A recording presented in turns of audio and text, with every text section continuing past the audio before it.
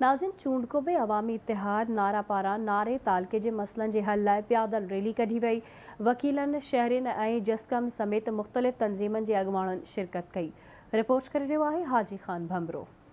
जी असी शहर के मेन स्टैंड चूंडको में मौजूद आहियूं, जिथे अवामी इतिहाद पारां जेको आहे सो 0 पॉइंट खां चूंडके शहर ताईं जेका पैदल मार्च है, रैली है, उहा कढी वई है। उन्हनि जो इहो ही उन्हनि जी एजेंडा है त नारे जा जेके मुख़्तलिफ़ जेके इशू आहिनि, तालीम जो इशू है, रोड जो इशू है, या जेको आहे सो हेल्थ जा इशू आहिनि, इन हवाले सां हिननि जो एजेंडा है। अचो त हिननि सां ॻाल्हि ॿोल कयूं, जो छा चवणु आहे। असांजो अवामी इतिहाद जो प्लेटफार्म आहे, इंशाअल्लाह हमेशह जे लाइ अवामी इतिहाद नारा क़ाइमु ऐं दाइमु रहंदो। वाकई जेकॾहिं अॻ में के टिड़िया पखड़िया बि हूंदा, ज़रूरु इहो कमु आहे टिड़णु ऐं पखड़णु। हे असांजो सॼो बुनियादी मसइलनि खे फोकस कयो आहे, जंहिंमें तालीम, हेल्थ, रोड, कंपनियुनि में रोज़गार, टाउन वग़ैरह ETC सभु कुझु अची वञे थो। असांजा तमामु बेसिक जेके आहिनि से मसइला हुया, जेके असांखे कॉन्स्टिट्यूशन ई जेके इंश्योर थो करे। असांजो सिहत जो निज़ाम ख़राबु आहे, उहो मुतालबो हुयो। तालीम हितां सफ़ा कमज़ोर आहे, उस्ताद जेके आहिनि से नथा अचनि, शागिर्द जेके आहिनि से जस्ट पेपर था ॾियनि, उन्हनि जी अटेंडेंस, उन्हनि जे माइटनि जे ख़िलाफ़ु का कार्रवाई नथी थिए, उन्हनि ते को बि अहिड़ो एक्शन नथो खयो वञे।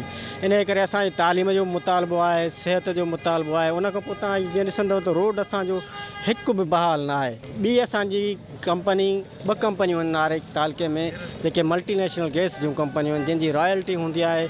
उहे मक़ामी माण्हुनि जो हक़ु हूंदो आहे नौकिरी ॾियणु, उते बि जेका नौकिरी बि न ॾिनी वई आहे। नई उन्हनि रॉयल्टी जो जेको पैसो हूंदो आहे, उहो बि हिते असांखे नज़र नथो अचे त को तरक़ियाती कम ते को ख़र्च थिए थो। 0 पॉइंट खां चूंडके ते पैदल मार्च कयो आहे। पैदल मार्च में हिकु ई असांजो मुतालबात फौरी तौर ते नारे तालके जा जेके बुनियादी मसइला आहिनि या रोड रस्ता आहिनि, फौरी तौर ते ठाहिया वञनि। तंहिंजे करे असांजो इहो ई मुतालबात नारे तालके जे नौजवान खे फौरी तौर ते रोज़गार बि ॾिनो वञे ऐं तालीम बि ॾिनी वञे, उन सिहत बि ॾिनी वञे ऐं रोड रस्ता जेके नारे ताल जा मुकमल तौर ते ठाराए वञनि।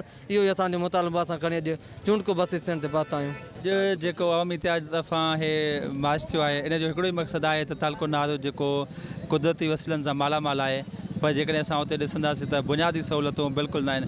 ख़ासि करे असांजो जेको एजुकेशन सेक्टर, हेल्थ सेक्टर आहे, उहे बिल्कुलु तबाह लॻा पिया आहिनि।